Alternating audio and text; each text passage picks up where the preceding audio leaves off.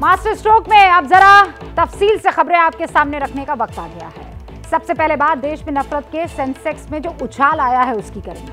देश में पिछले कुछ दिनों से एक खास किस्म के मुद्दे को आप देख रहे हैं। पहले रामनवमी पर हंगामा हुआ, फिर हनुमान जयंती पर, फिर ताजमहल में तेजो महालय आ गया, फिर कुतुब मीनार के नीचे विष्णु स्तंभ का मुद्दा उछला।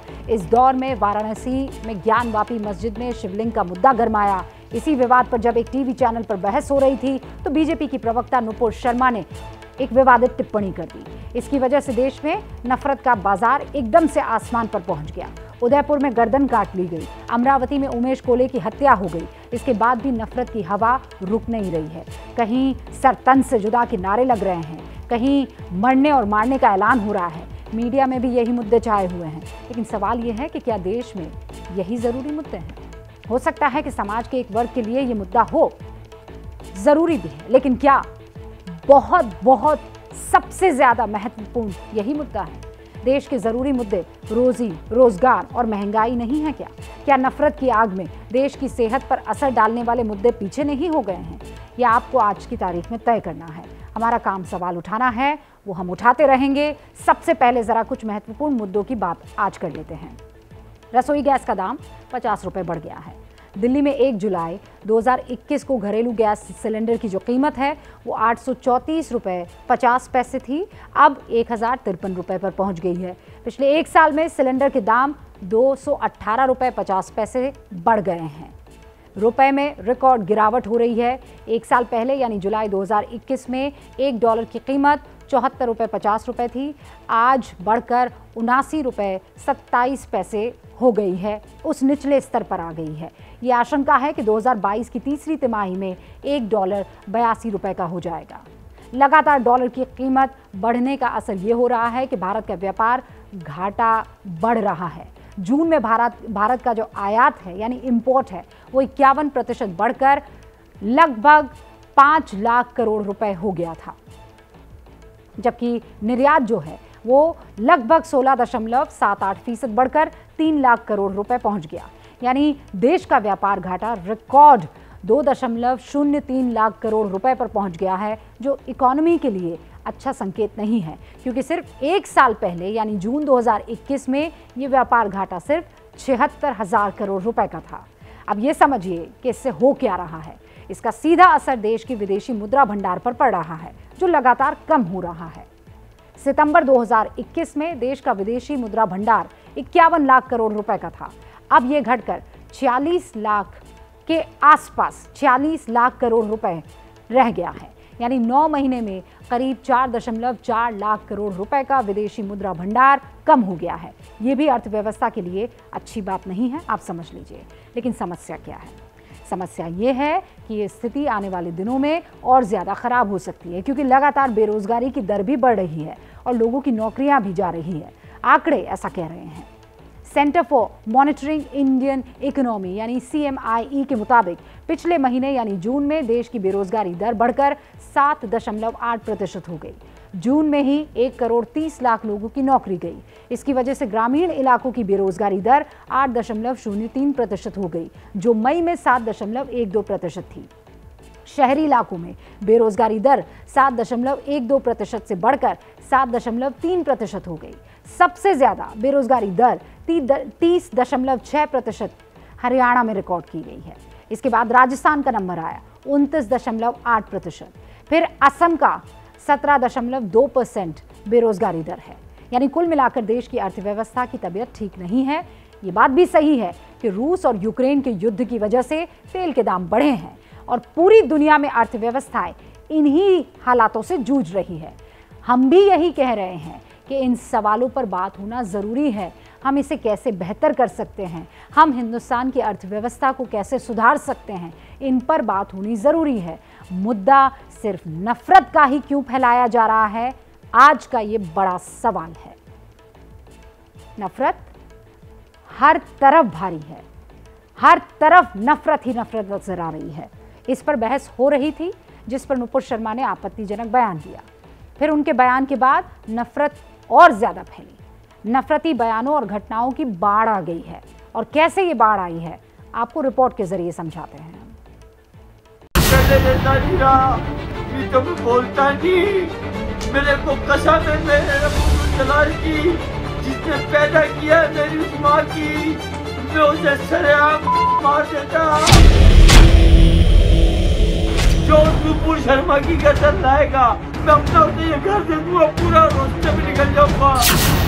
नुपुर शर्मा की गर्दन काटने की धमकी देने वाला सलमान चिश्ती आज सुबह गिरफ्तार कर लिया गया।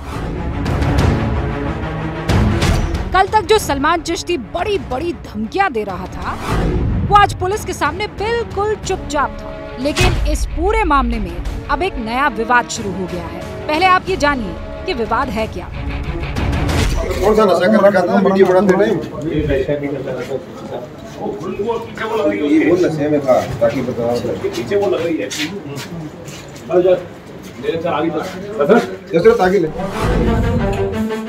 ये तस्वीर तब की है जब सलमान चिश्ती को गिरफ्तार किया जा रहा है और पुलिस उसे उसके घर से ले जा रही है। आरोप है कि तभी किसी पुलिस वाले ने पूछा कि कौन सा नशा करते हो। इस पर सलमान चिश्ती ने कहा कि मैं नशा नहीं करता।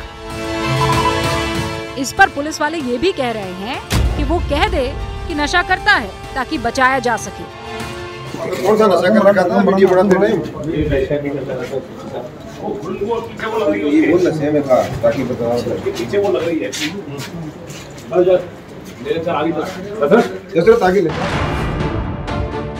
ये वीडियो बीजेपी के नेता तेजिंदर बग्गा ने ट्वीट किया है। बग्गा का आरोप है कि ये राजस्थान के मुख्यमंत्री अशोक गहलोत का हिंदू विरोधी चेहरा है, क्योंकि वो सलमान चिश्ती को बचा रहे हैं। दरगाह शरीफ का एक चिश्ती गिरफ्तार हुआ, दूसरे का भी विवादित बयान वायरल हो गया। ये अजमेर शरीफ दरगाह की अंजुमन कमेटी के सचिव सरवर चिश्ती है। असल में अजमेर में 26 जून को हिंदू समुदाय की तरफ से एक जुलूस निकाला गया था। सरवर चिश्ती का आरोप है कि ये जुलूस नुपुर शर्मा के समर्थन में निकला था। इस पर वो अपना गुस्सा भी निकाल रहे हैं। हमारी नबी की, हमारे प्रोफेट की शान में गुस्ताखी करेगा और हम उसके अरेस्ट की मांग करेंगे तो आप उसके साथ सॉलिडेरिटी शो करेंगे। अब हिंदुस्तान का मुसलमान इन चीजों को बर्दाश्त कतई तौर से नहीं करेगा। ख्वाजा मोइनुद्दीन चिश्ती रहमतुल्लाह अलैह की वो दरगाह है जिसको कि दुनिया मानती है, और आज के जुलूस से हमारी भावनाएं आहत हुई हैं, जले पे नमक का काम हुआ है, और दरगाह बाजार और नले बाजार की जो दुकानें बंद हुई हैं, ये ज़ायरीन ख्वाजा से कमाते हैं और इनको अब इनके बारे में ज़ायरीन ख्वाजा ही सोचे। और हमें बहुत अफसोस हुआ है प्रशासन ने जो इनको आज़ादी दी, कांग्रेस गवर्नमेंट में प्रशासन ने इनको जुलूस निकालने की आज़ादी दी। सरवर चिश्ती का एक और वीडियो वायरल हो रहा है जिसमें वो पूरे देश को आंदोलन के जरिए हिलाने की धमकी दे रहे हैं। जो मुल्क में हालात हैं, नामूस रसूल सल्लल्लाहु अलैहि वसल्लम की शान में गुस्ताखी हो रही है, हुजूर गरीनाथ की शान में गुस्ताखी हो रही है, ये हम कभी कबूल नहीं करेंगे और ऐसा आंदोलन करेंगे कि पूरा हिंदुस्तान हिल जाएगा। इस बयान पर विवाद हुआ तो सरवर चिश्ती से सफाई मांगी गई। एबीपी न्यूज से बातचीत में सरवर चिश्ती अपने बयान पर टिके रहे। नुपुर शर्मा ने प्रॉफिट की गुस्ताखी की, उसकी हिमायत में आप क्यों उतर रहे हैं? हमारा ये सवाल बुनियादी है, लॉजिकल है, लीगल है, डेमोक्रेटिक है, कॉन्स्टिट्यूशनल है। तो जो उसकी हिमायत करेगा, अब प्रज्ञा ठाकुर जो एक्यूज्ड हैं टेररिज्म में, उनको आपने मेंबर ऑफ पार्लियामेंट बना दिया। तो हमारी भावनाएं हमारी हाथ होना चाहिए, ये दूसरों की होना चाहिए? ये बताइए आप प्लीज। सेंस ऑफ जस्टिस तो होना चाहिए ना।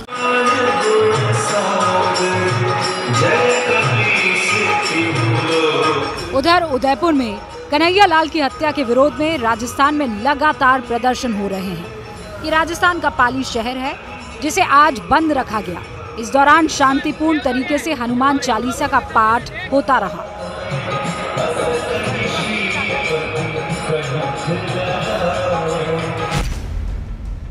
इस बीच उदयपुर हत्याकांड के आरोपियों का नया सीसीटीवी वीडियो सामने आया है। ये वीडियो अजमेर हाईवे का है, जहां एक पेट्रोल पंप पर लगे कैमरे में एक शख्स दिख रहा है जिसका नाम अमजद है। अमजद इस केस में फरार है।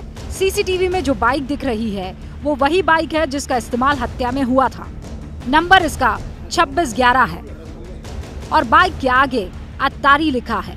माना जा रहा है कि हत्या के बाद आरोपी हाईवे पर अमजद की वेल्डिंग की दुकान में पहुंचा था, वहां कपड़े बदले थे। इसी दौरान अमजद बाइक लेकर पेट्रोल पंप गया और वहां पेट्रोल भरवाया। इसके बाद आरोपी फरार हुए। 28 जून से ही अमजद की दुकान बंद बताई जा रही है। एनआईए इसकी जांच में जुट भी गई है। उधर अमरावती हत्याकांड का पीएफआई कनेक्शन निकल रहा है। एनआईए ने आज जिन 2 लोगों को हिरासत में लिया है उनमें से एक का नाम सुहेल नदवी है। सुहेल के भाई के मुताबिक सुहेल पीएफआई का डिस्ट्रिक्ट प्रेसिडेंट है। मैं अक्सर पॉपुलर फ्रंट के जो जनरल सेक्रेटरी है अनीस अहमद, उनके क्लिपें सुनते रहता हूँ मैं।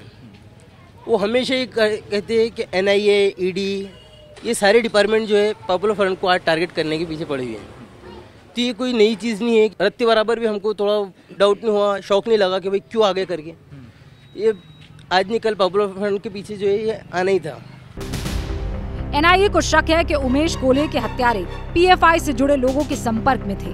अमरावती केस में अब तक 7 आरोपियों की गिरफ्तारी हुई है, 2 को हिरासत में ले लिया गया है। उधर इस विवाद पर हंगामा लगातार बढ़ रहा है। ये बिहार का आरा है। यहाँ नुपुर शर्मा पर 2 लड़के आपस में भिड़ गए। दोनों का नाम रईस और दीपक है। रईस ने नुपुर शर्मा के खिलाफ इंस्टाग्राम पोस्ट किया। जवाब में दीपक ने भी हिंदुस्तान हमारा है लिख दिया। इसके बाद दीपक को धमकियां मिलने लगी। कल यानी मंगलवार को जब दीपक चाय पी रहा था तो आरोप है कि रईस अपने साथ 50 की संख्या में लोगों को लेकर वहां पहुंचा और मारपीट करने लगा। लेकिन पुलिस भी फौरन मौके पर पहुंची और हालात को नियंत्रण में कर लिया। पुलिस ने मामले की जांच अब शुरू कर दी है।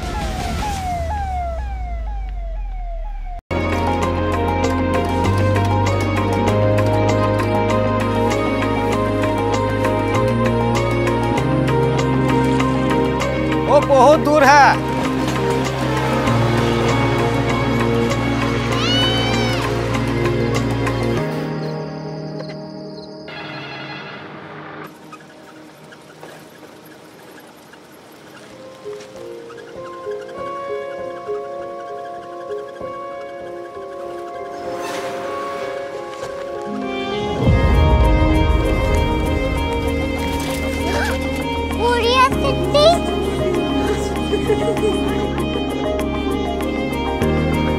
दुनिया कुछ लोग बड़े होते हैं। कोरिया सिटी कहाँ है? प्रोफेसर साहब को पता होगा।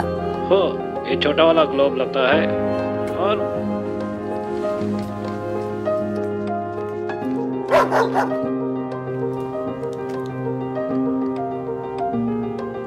पता नहीं, मेरी बेटी से जाके मिल लो, शायद उसे मालूम हो।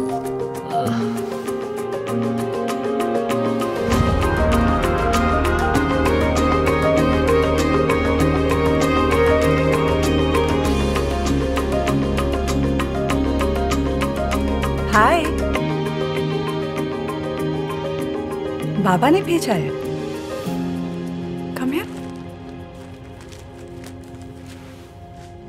Korea city. कोरिया सिटी नहीं, क्यूरियोसिटी। वो क्या? That's what brought you here? जो तुम्हें यहाँ तक ले आया। क्यूरियोसिटी।